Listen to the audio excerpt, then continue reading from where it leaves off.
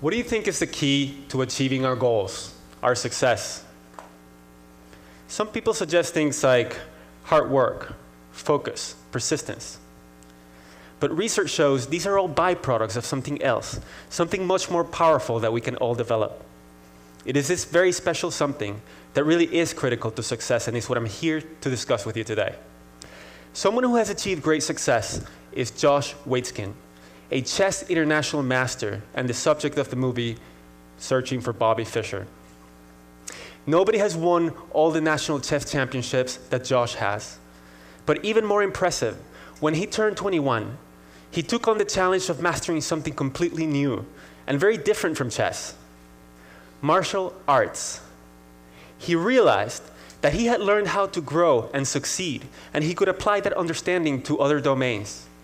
And so, he devoted himself relentlessly to Tai Chi Chuan.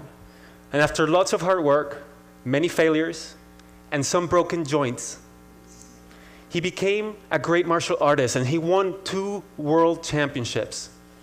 Now he's off to jiu-jitsu. So what does Josh say is the greatest thing that ever happened to him? Believe it or not, he says, losing my first national chess championship, because it helped me avoid many of the psychological traps.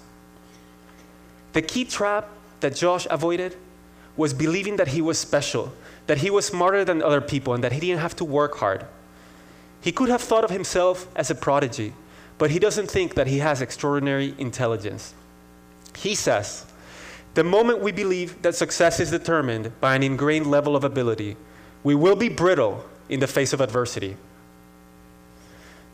Josh often quotes Stanford professor Carol Dweck, who discovered that some people see intelligence or abilities as fixed, what is called a fixed mindset, while other people see them, as Josh does, as qualities that can be developed, a growth mindset.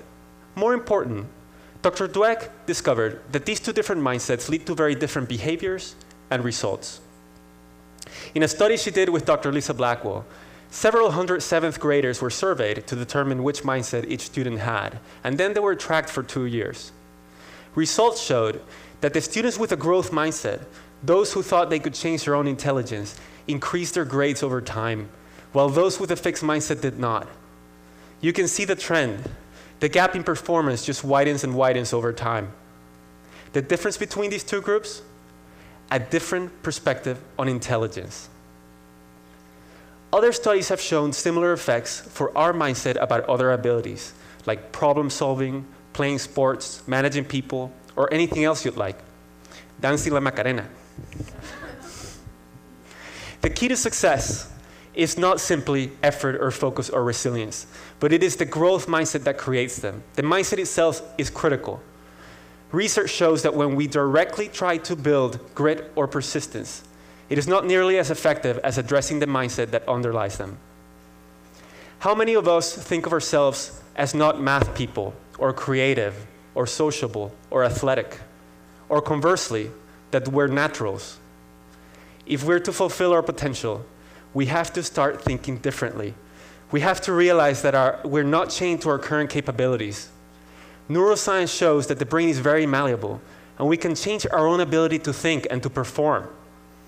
In fact, many of the most accomplished people of our era were thought of by experts to have no future. People like Charles Darwin, Lucille Ball, Marcel Proust, and many others. But they, along with all great achievers, from Mozart to Einstein, built their abilities.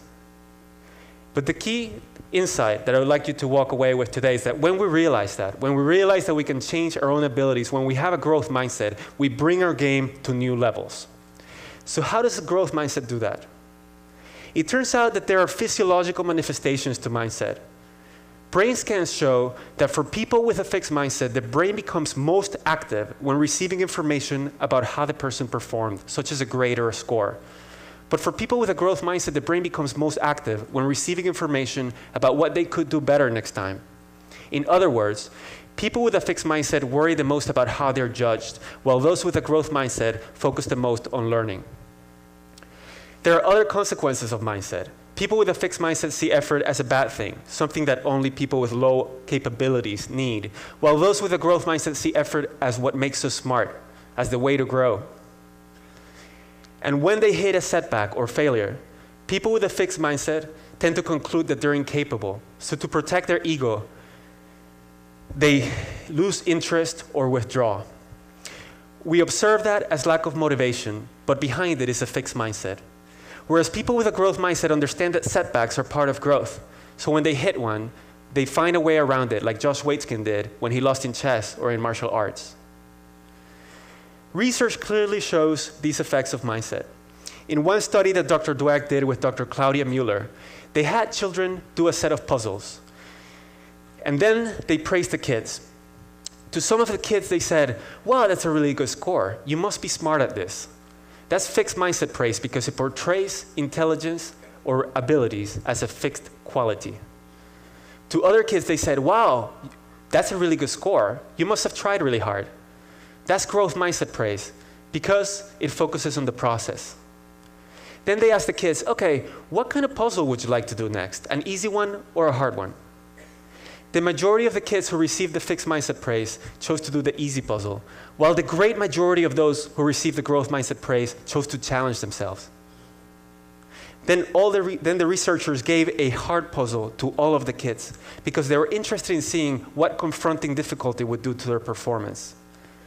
Look at what happened when the kids later went back to the set of easier problems that they started with. The kids who received the fixed mindset praise did significantly worse than they had originally, while those who received the growth mindset praise did better. And to top it off, at the very end, kids were asked to report their scores. And the kids who received the fixed mindset praise lied about their scores over 3 times more often than those who received the growth mindset praise. They did not have another way to cope with their failure. The difference between these two groups? One short little sentence. How often do we praise kids for being smart or for being great at something? We've been told that this will raise their self-esteem, but instead, it puts them in a fixed mindset. They become afraid of challenges and they lose confidence when things get hard.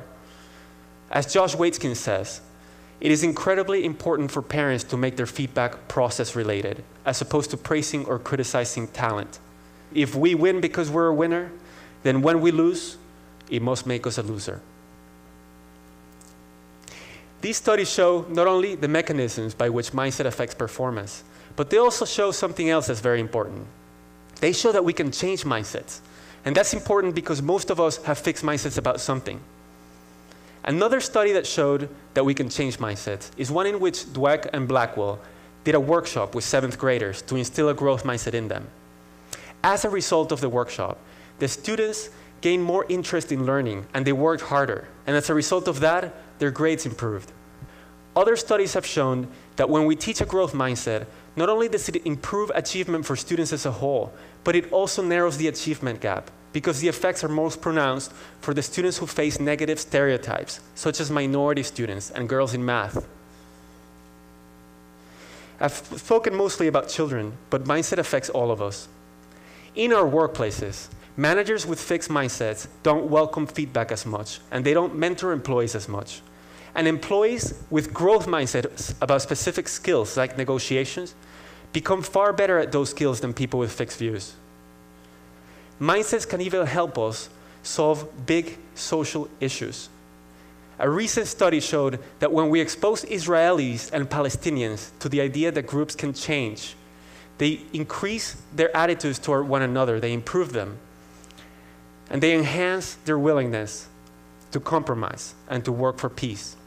We also see the effects of mindsets on relationships, sports, health. How is it possible that as a society, we're not asking schools to develop a growth mindset in children? Our myopic efforts to teach them facts, concepts, and even critical thinking skills is likely to fail if we don't also deliberately teach them the essential beliefs that will allow them to succeed, not only in school, but also beyond. There's a lot that we can do to change mindsets, but here are 3 things that any of us can do to instill a growth mindset in ourselves and in those around us. First, recognize that the growth mindset is not only beneficial, but it's also supported by science. Neuroscience shows that the brain changes and becomes more capable when we work hard to improve ourselves. Second, Learn and teach others about how to develop our abilities. Learn about deliberate practice and what makes for effective effort. When we understand how to develop our abilities, we strengthen our conviction that we're in charge of them. And third, listen for your fixed mindset voice. And when you hear it, talk back with a growth mindset voice. If you hear, I can't do it, add, yet. My request to you today is that you share this knowledge about the growth mindset with your family, friends, and schools, so that all of us can go and fulfill our potential. Thank you.